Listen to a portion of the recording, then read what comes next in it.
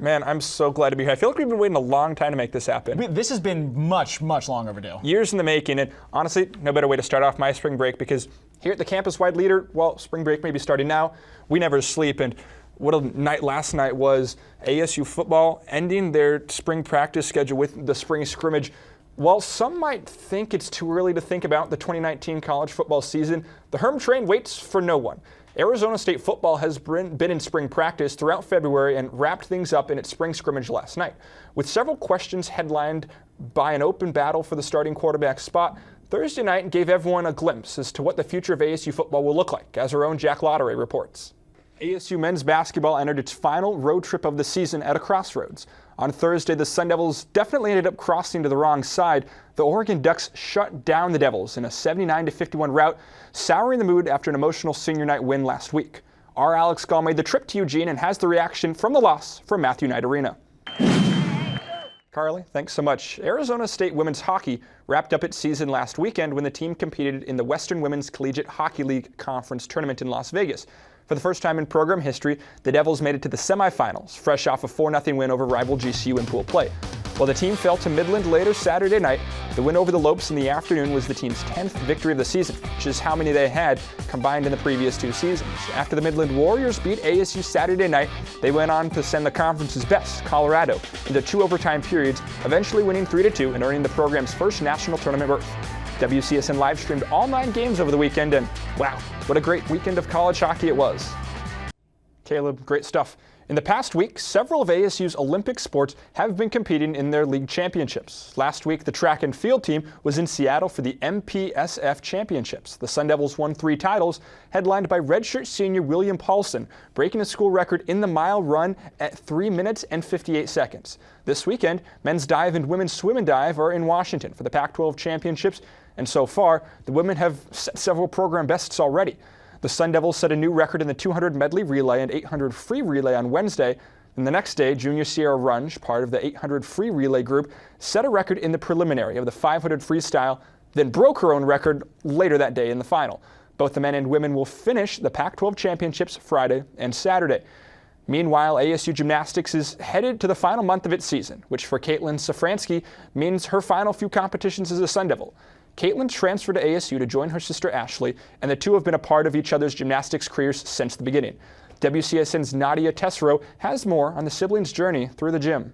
Really great content from Nadia there, Bobby. Now we're back in our downtown Phoenix studios, and it's time for This Week in Sun Devil social media. And for that, we bring on WCSN's Riley Trujillo. Riley, we're really glad to have you here this afternoon. You stole the words out of my mouth. I was going to say Cronkite needs to hire this man, Herm Edwards. I don't know what class he'd teach, but I think he'd be a great adjunct professor. It would be. Honestly, my question is to me, what's with Sun Devil athletes running into like random basketball stars? Because a couple weeks ago we had Sun Devil lacrosse playing lacrosse with Steph Curry and the Warriors, and then this week it's Charles Barkley at the airport. So I'm curious who's going to be next. Okay. I have like a ridiculous number of questions here. So this Ethan T. Black guy, do you actually put water in your cereal? Because if so, that's a whole other conversation that we're going to have after this show. I agree with Joey. I think we're all still a little confused. Actually, I'm a lot confused, Bobby. Riley, thanks so much for pulling double duty. We certainly appreciate it. Now, it's time for one of my favorite parts of the show. It's the way it is. We wind things down, Bobby and I. We go back and forth, ask each other a few questions, give a few answers, and then the winner gets to read a monologue. Pretty cool stuff, right?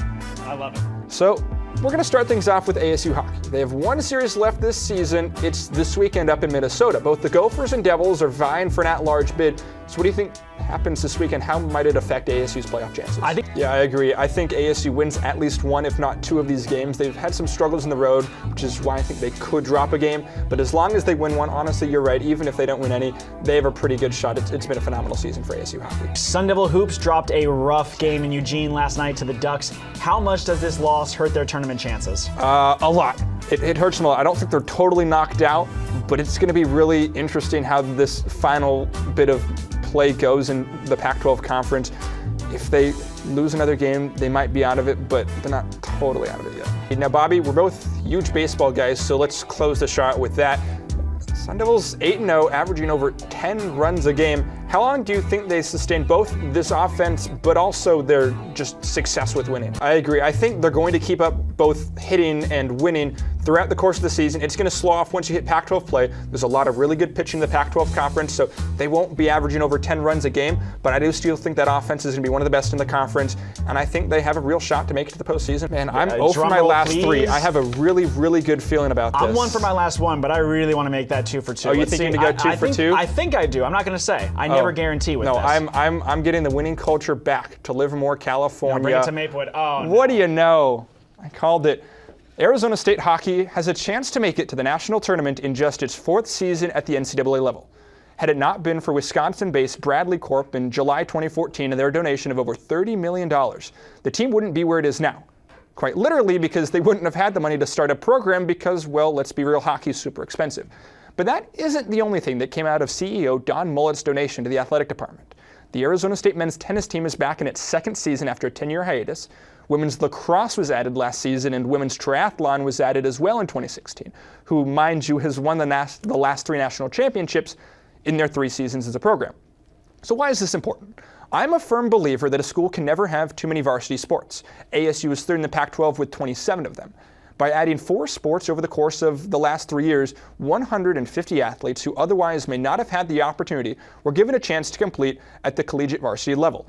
And this will be far from the last time an expansion like this takes place in Tempe.